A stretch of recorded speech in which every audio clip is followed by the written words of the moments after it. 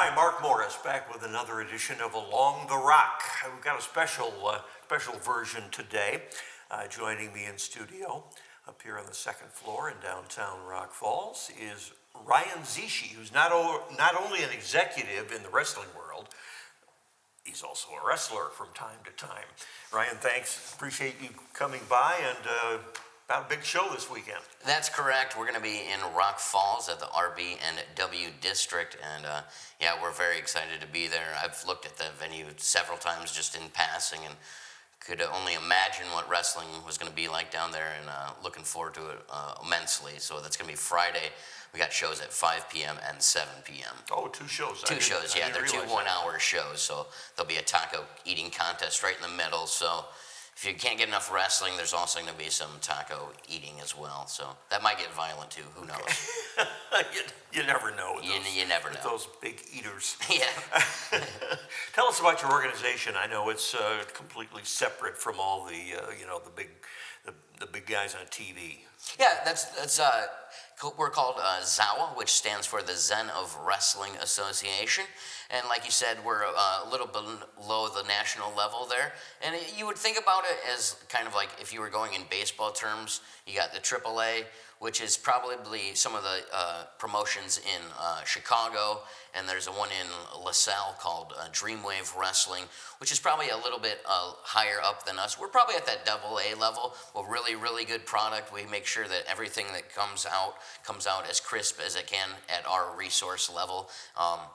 We started as a training organization, actually, for other promotions, and it kind of branched off from there that we started running our own shows. All right. Men and women, or just men? Yeah, we have men and women. We've trained men and women. Friday at the Taco Throwdown will be pretty much all men, but on Saturday, October 5th, we're out in Nelson, Illinois, and there'll be women on that show. So we always try to spice it up with different men, women, ethnicities, cultures. We try to expand and have a variety for lots of different people to watch. Wrestling, this type of wrestling, obviously very, very popular. Well, let's face it wouldn't be on TV if it were not. Correct. So just tell me a little bit about the performance aspect of it. Well, yeah, pro wrestling has been around. It's a tradition as old as vaudeville. It goes back to the 1800s. Something that started as a kind of what UFC is today. Mm-hmm. You would think about that, and then you think about the aspect that if you're doing that night after night after night, it's going to be hard on that. You're going to break some bones. You're going to hurt your ear. You're going to cauliflower your ear. You're going to do this, that, the other. So it started to become more of a performance aspect in the 40s or so.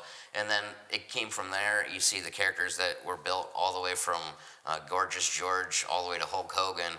And it's just a staple of American performance. And actually on Friday is going to be showcasing some lucha libre, which is Hispanic culture, and that's also a part of pro wrestling's history. Yeah, I've seen a little bit of that on television, in fact, and that to me is a little more interesting because it's kind of a mystery match. Yeah, exactly. And pro wrestling in Mexico is a little bit different. They have masked wrestlers, and they hide their identity. They go to the grocery store with those masks on. They go to the dentist's office with those masks. So, it would be tough to work with that, but they do it. So, pro wrestling's got a rich tradition and history in Hispanic culture, and we're looking to showcase that on Friday at the Taco Throwdown. So, yeah, there'll be masked wrestlers down there for us as well, some lucha libre masks. All right. How many at a time? How many per show? And do you bring in a whole new group for the second show? Or yeah, so there'll be 4 matches per show, and there'll be completely different wrestlers on each show. So there'll be 3 singles and a tag during the 5 p.m. show, and there'll be 4 single matches during the 7 p.m. show, and tag matches when 4 competitors are going, one on the outside on each team, and they have to be tagged to be in case you don't know about pro wrestling. Breaking it down. And ticket prices? Ticket prices are $10 if you want to be ringside. That's for each show. It's $10 per show.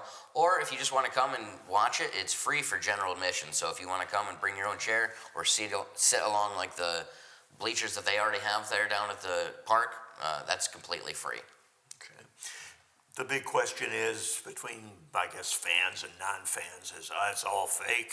And then the fans say, no, it's not. It's maybe choreographed, but watch what these guys and women do, and you know there's more to it than that. It's not fake. Right. Now, if this was the 80s or 90s, this would be the part of the interview where I'd hit you with a chair and Right. ask you, is that fake? But we're not gonna go to that. Me and Mark are stoop that friends, low. so we won't go quite there yet. But no, pro wrestling, there's about this much padding, and the rest is wood and steel. So as much as you think is fake or whatever, everything hurts. Trust me, from being inside the ring to being outside of the ring and putting the ring together.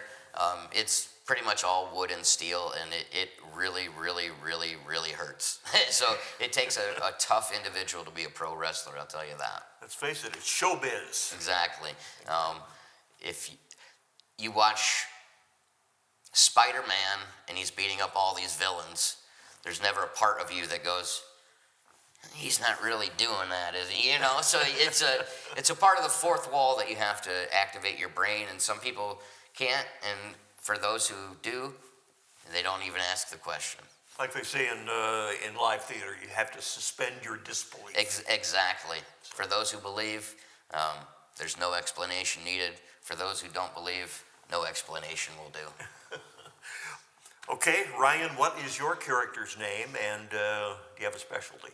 Yeah, my name's Zeke. That's the wrestler. My specialty is losing. So yeah, seems to be on. Is that easier or harder? Yeah, I'm not very good at it. I've got about a 3-49 record. I'm trying to improve. I'm kind of the Glass Joe of ZOWA, so I'm working my way back up. Okay, and is there anything else that people ought to know when they go to these? You mentioned ringside, so I guess if you want to feel the sweat, that's where you want to sit. Right. Well, let me tell you something, listeners, viewers. You want to get hard-hitting action, you want to get high-flying action, you want to be down at the RB&W District this Friday night, 5 p.m. and 7 p.m., and Saturday, October 5th in Nelson, Illinois at 6 p.m. You want to be there? Let me tell you something, brother. It's going to be out of this world. That is our edition of Along the Rock with Ryan Zschiesche. Thanks, Ryan. I appreciate it. Thank you very much for having me. Yeah, get some rest. I will. I'll try. You're going to need it. Yeah, I'm going to try my best. This has been Along the Rock. I'm Mark Morris, and certainly hope you can get to the show and hope you can join us here next time.